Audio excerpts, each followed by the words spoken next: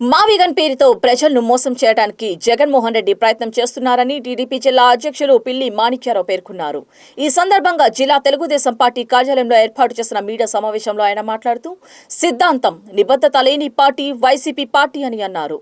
మాజీ ముఖ్యమంత్రిగా పనిచేస్తున్న జగన్మోహన్ రెడ్డి బాధ్యత లేకుండా మాట్లాడుతున్నారని, రాజ్యాంగం పట్ల గౌరవం లేదని అన్నారు. రాష్ట్రం నడిబొడ్డున రాజధాని ఉంటే బాగుంటుందని, అమరావతిని రాజధానిగా చంద్రబాబు నాయుడు ప్రకటించారని చెప్పారు.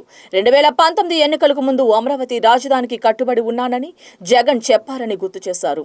కానీ గెలిచాక జగన్ 3 రాజధానులు అంటూ 3 ముక్కలాట ఆడారని మండిపడ్డారు. ఈ మొత్తాన్ని కులానికో, మతానికో, వర్గానికో, ప్రాంతానికో అంటగంటి రాజ్యాంగం ప్రకారం రక్షణ చట్టం కింద ఏర్పడిన అమరావతిని లా చేయాలని చూస్తే జగన్మోహన్ రెడ్డికి ఖచ్చితంగా బుద్ధి చెబుతామని హెచ్చరించారు. భవిష్యత్తుని నాశనం చేస్తానని డైరెక్ట్ గా మాట్లాడుతూ ఉన్నావు. భారత రాజ్యాంగం పార్లమెంట్ లో నువ్వు అసెంబ్లీలో కల్పించేటువంటి అనేక ఇబ్బందుల్ని ఇక ఎవడూ కదిలించకుండా ఒక రక్షణ చట్టాన్ని పార్లమెంట్ లో పెట్టి 45 రాజకీయ పార్టీలు ఏకగ్రీవంగా ఒప్పుకొని, అన్ని పార్టీలు ఒప్పుకొని, రాష్ట్రపతి గారు గజెట్ ముద్ర వేసి పంపిన తర్వాత, అందరికి భరోసా కలిపిన తర్వాత నేను మావి కనబెడతానంటావా? నీకు ఇష్టం వచ్చిన పదాన్ని రాజ్యాంగంలో చట్టబద్ధత కల్పించబడినటువంటి పదంతో పోటీ పెడతావా? అంటే పార్లమెంట్ లో ఆమోదం పొందిన ఒక అంశాన్ని, రాజ్యాంగపరమైన అంశాన్ని నీ తిక్కల నోటితోటి వచ్చిన అంశంతో క్రోడీకరిస్తూ ఈ 2 వెర్సెస్ అని చెప్తావా? మావిగన్ వెర్సెస్ అమరావతి అని చెప్తావా? ఎంత ధైర్యం! నేను చెప్తా ఉన్నా, మీరందరూ రాష్ట్రంలో ఉన్న ప్రజలందరూ గమనించండి. చాలా మంది చాలా పార్టీలో ఉంటారు. ఎన్నికలప్పుడు మాత్రమే ఏ పార్టీకి సంబంధించినటువంటి వ్యక్తి వీడు ఎవరికి ఓట్లేస్తాడు అంతవరకే.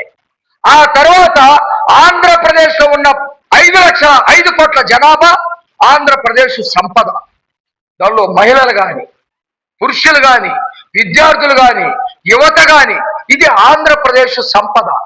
ఈ సంపదతోటే జ్ఞాన సంపద అవ్వచ్చు, ఆర్థిక సంపద అవ్వచ్చు, మేధో సంపద అవ్వచ్చు, ఎటువంటి రకాల వనరుల సంపద అవ్వచ్చు, ఏవైనా ఇవి ఆంధ్రప్రదేశ్ కు సంబంధించింది.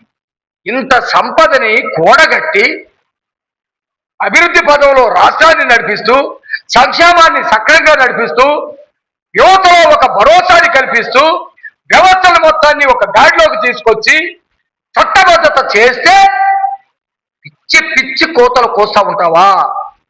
రాజ్యాంగం మీద అవహేళన చేస్తా ఉంటావా? పార్లమెంటు నిర్ణయాన్ని గేలి చేస్తా ఉంటావా? కాబట్టి ఈ విషయంలో మేము చాలా క్లియర్ గా ఉన్నాం. రాజ్యాంగ వ్యతిరేకంగా మాట్లాడుతున్న జగన్మోహన్ రెడ్డి మీద చర్యలు తీసుకోవాలని కేంద్ర ప్రభుత్వాన్ని మేము కోరుతా ఉన్నాము.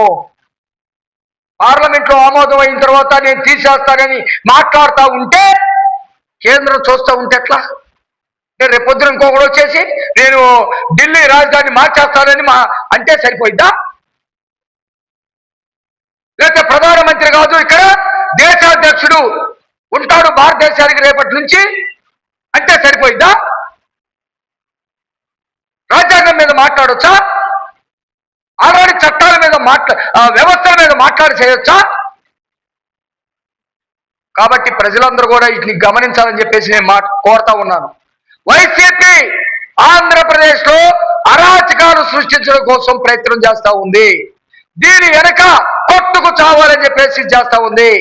ఆంధ్రప్రదేశ్ సంపద అయినటువంటి యువత చేతికి జగన్మోహన్ రెడ్డి గంజా ఇస్తా ఉన్నాడు, కొకైన్ ఇస్తా ఉన్నాడు, డబ్బు పంపిణీ చేస్తా ఉన్నాడు, తిరగమల్లండి, కొట్టాడండి, నరకండి అంటా ఉన్నాడు.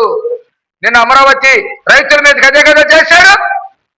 నీకు అమరావతి అంటే ఇష్టం లేనప్పుడు నువ్వు ఎందుకు వెళ్ళావు? అక్కడికి వెళ్ళవద్దు కదా?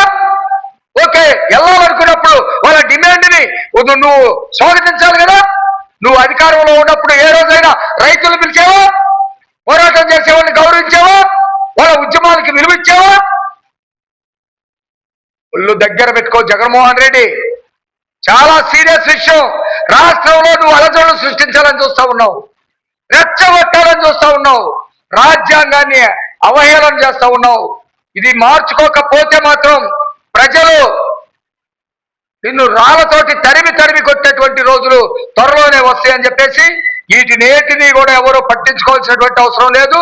ప్రజలందరూ కూడా ఏకైక రాజధాని ఆంధ్రప్రదేశ్ లో ఉన్న రాజధాని, ఏకైక రాజధాని అమరావతి. అమరావతి రాజధాని ఆంధ్రప్రదేశ్ మొత్తంది. అమరావతిలో జరిగే ప్రతి అభివృద్ధి రాష్ట్రం మొత్తాన్ని, రాష్ట్ర సంపద. ఈ సంపదని కులానికో, మతానికో, వర్గానికో, ప్రాంతానికో అంటగట్టి రాజ్యాంగం రక్షణ చట్టం కింద ఏర్పడ్డ దాన్ని అవహేళన చేయాలని చూస్తే ఖచ్చితంగా జగన్మోహన్ రెడ్డికి బుద్ధి చెప్తాం.